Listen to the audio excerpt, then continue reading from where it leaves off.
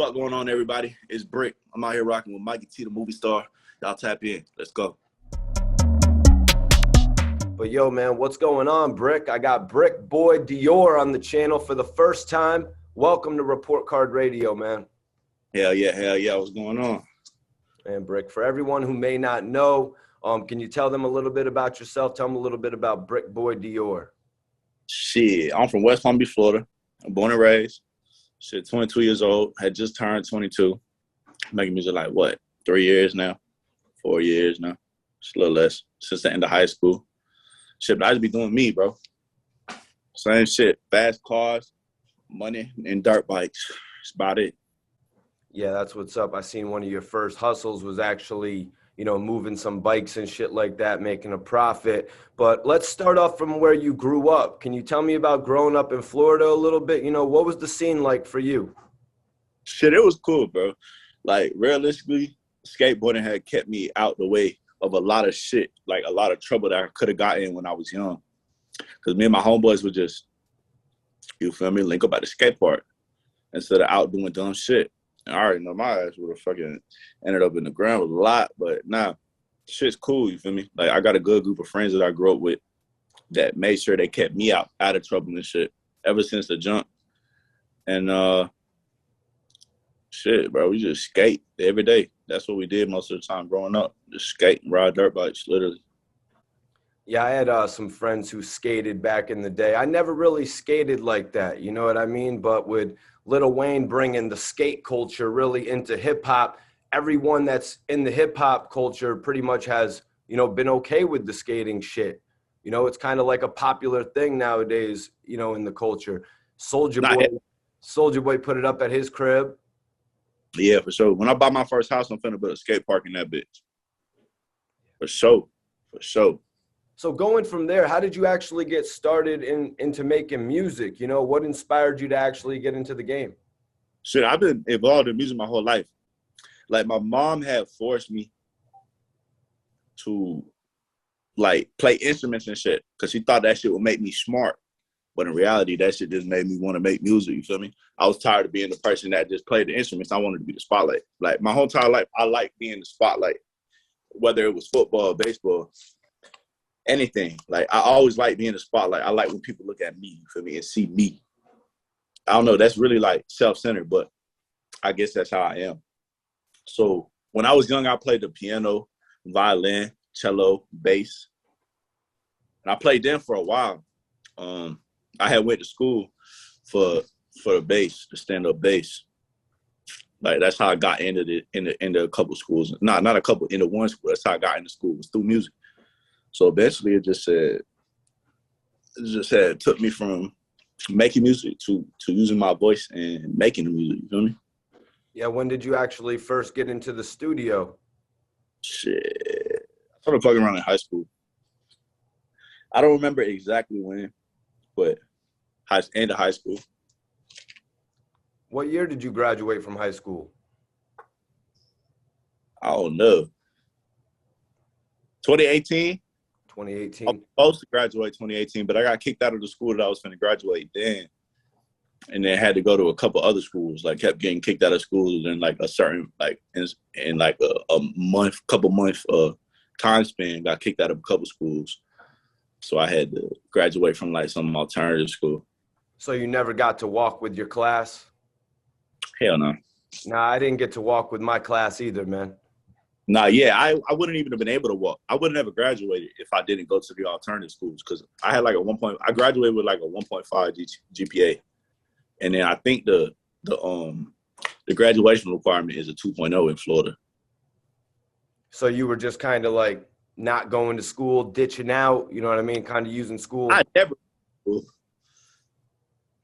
go to that shit. I'd pull up to school and have one of my homeboys fucking sitting there. Like, my mom would drop me off at school.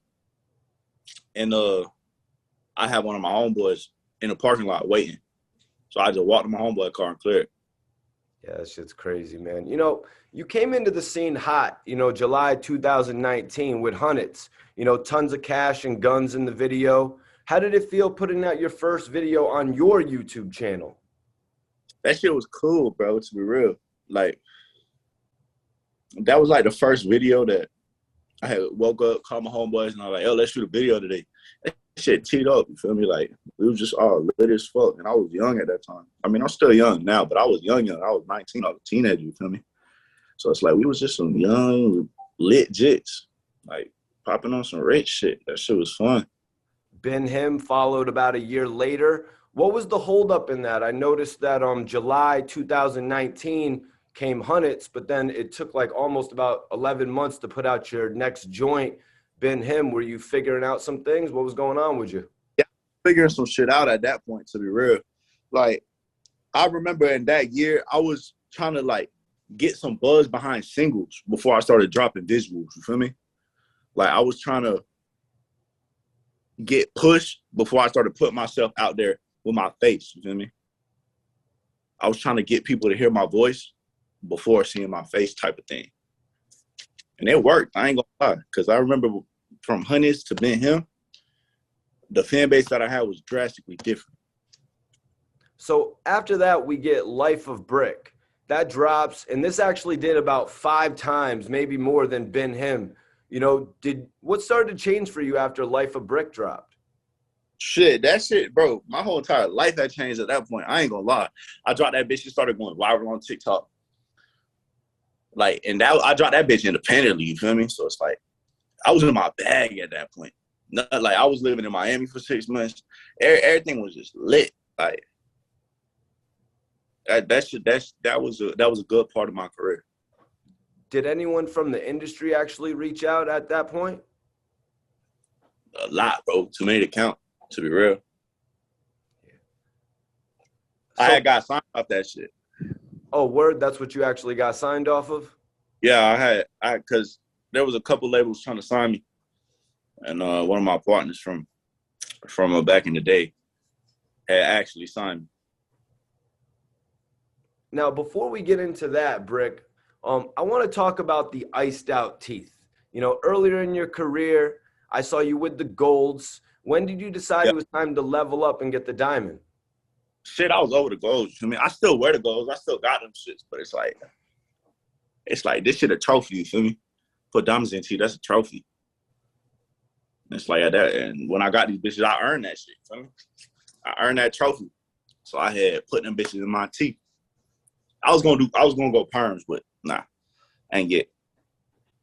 When did you decide to grab the iced out girl in the first place, though? Shit, I've been one of them for a while. And then one day I woke up, I was like, fuck it, let me go get these bitches right quick. Now, man, you had spoke on it a little bit earlier, but can you break down how Alamo Records actually reached out? You know, this is a label that Gucci Man has worked with heavily, you know, for his 1017 artists. Yeah. So one of my partners, there was actually I believe 2 or 3 A&Rs that were fucking with me at that point. When Life of Brick was going crazy from Alamo. But one of my partners that I grew up with actually was an A&R for Alamo at that time. And he helped me a lot in my career when I was first getting started, you feel me? So I kind of gave him my loyalty, told him straight up from when I start buzzing, I do this, that, and the other, you feel me? When it's time to sign, I will sign to you. And so he made sure he got me right, and I kept my loyalty. Like, I'm a man of my word, you feel me? So when I tell somebody something, I'm going to do it. What type of opportunity did being associated with Alamo give you? A lot, bro, to be real, a lot. That was like my foot in the door, you feel me? Like, it had really helped me jumpstart my career and get me to a certain point in my career at that time that I needed to be in. Like, where I needed to be. Were you able to actually meet any of the other artists affiliated with the label? Oh, yeah. A lot of them. There's a lot of artists that I already been on the label. So it's just like, cool, we on the same label now, you feel me? Yeah. Take me into it a little bit, though, man. How did Alamo change your life? I mean, I know an independent guy comes onto the scene doing videos like you did. Signing to Alamo must be like a dream for millions of rappers out there. Yeah, hell yeah, bro. That shit was definitely a dream of mine, bro. Was signing to a label. And then shit, I was independently getting money, you feel me? Like off of music, off streams and shit. But that first big bag ain't come in till I signed. And I remember, I don't even know if I ever said this before, but I had 38 cents in my bank account. And then the label had dropped the advance. And I woke up, I was like, God damn. That shit was lit. Because when you working independent, I'm going to keep it 100 with you, bro. When you working independent, there's times where you're lit. You got racks on racks on racks. But there's also times where you're not even close to it. You feel me? So I was going to say the A&R who brought you over actually was working with Rod Wave as well. Could you tell me, can you take me into having a powerful manager like that behind you? Shit, that's my partner for real. And he's done a lot of things for me to help me kickstart my career and get me moving in the right path and give me pointers on this, that, and the other. Yep, and I know you got the track 19 out right now with Lil Mosey. Is this something affiliated with the Alamo record deal? Is there a project coming that you could talk about?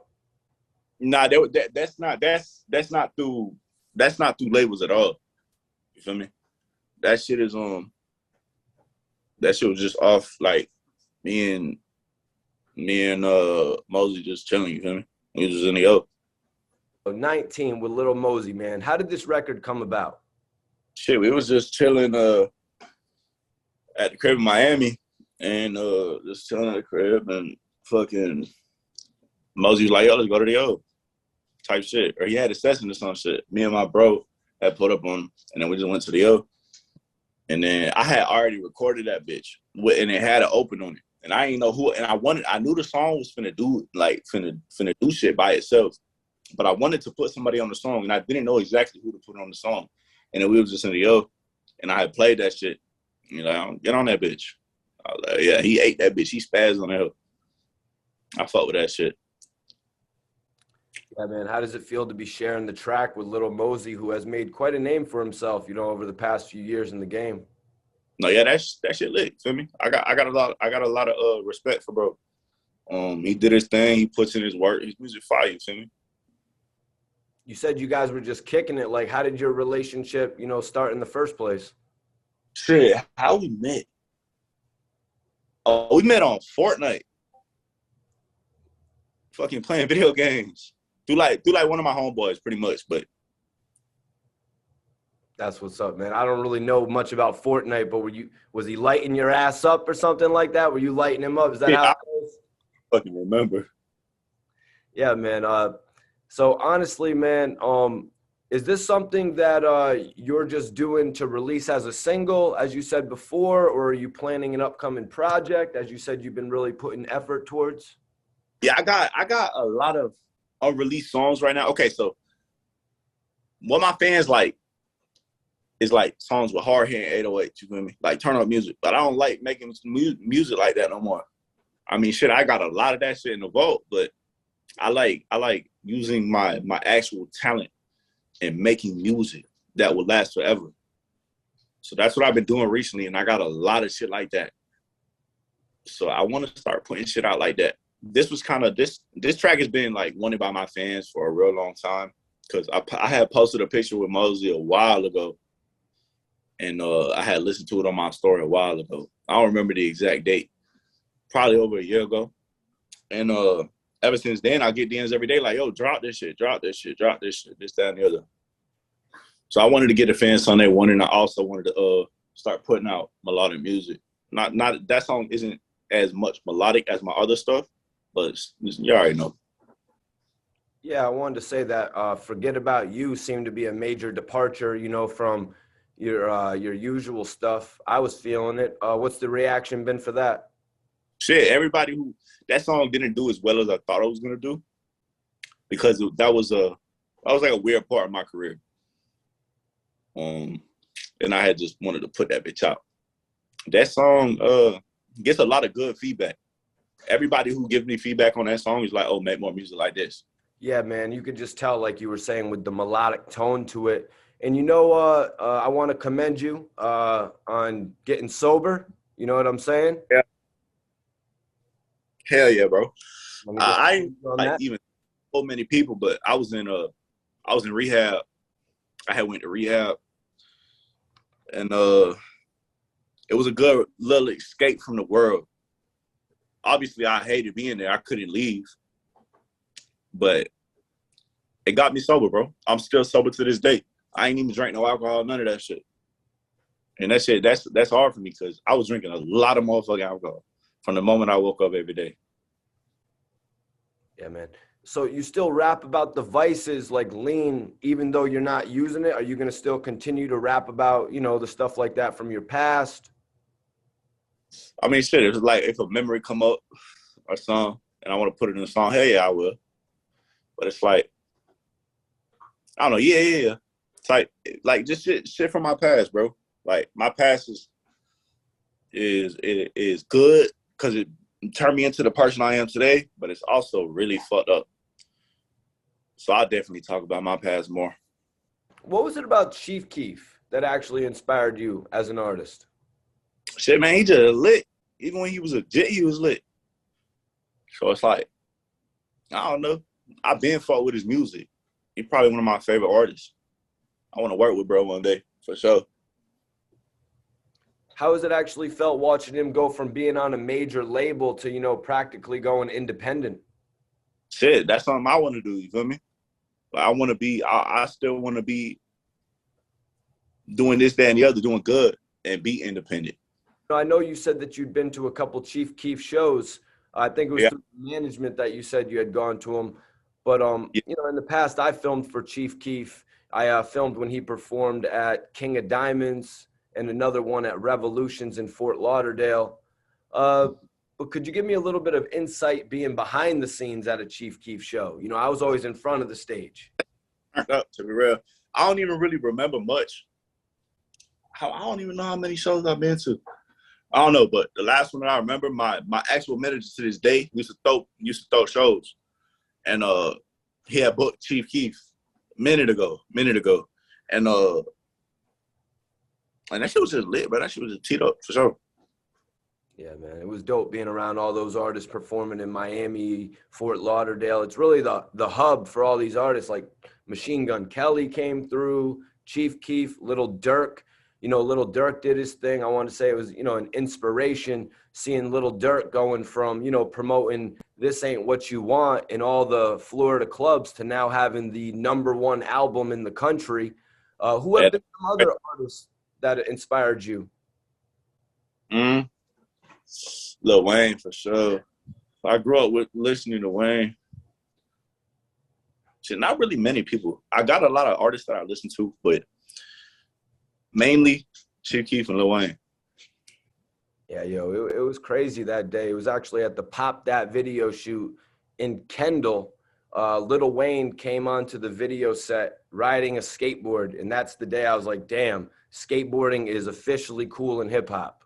Yeah, that's bro. There's nothing wrong with skateboarding. You feel me? Like that shit keeps a lot of people out of trouble, and that shit's something to do. If you good at that shit, I know a lot of people who are raw at skating, and then people who can't even get their balance on the board. You feel me? So it's like there's two different types of people, and people who ain't be able to get their balance, they want to be raw.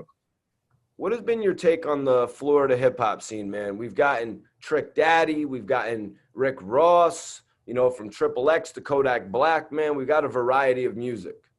Shit, man, I don't fuck with it, bro. Like, there's so much different shit in Florida and so much different talent in Florida. You never know what the fuck you gonna get from Florida. You feel me? Like, yeah, literally, like you got X, you got Ski, you got Yak, you got so many people. Bro, another artist from Florida that I really fuck with is Smoke Perp, bro. Smoke Perp, yep. Yeah, like we cool and shit, but it's like I'm talking about music type way. That boy is fire. Young Semi, you got? Semi, I just talked to him recently, actually.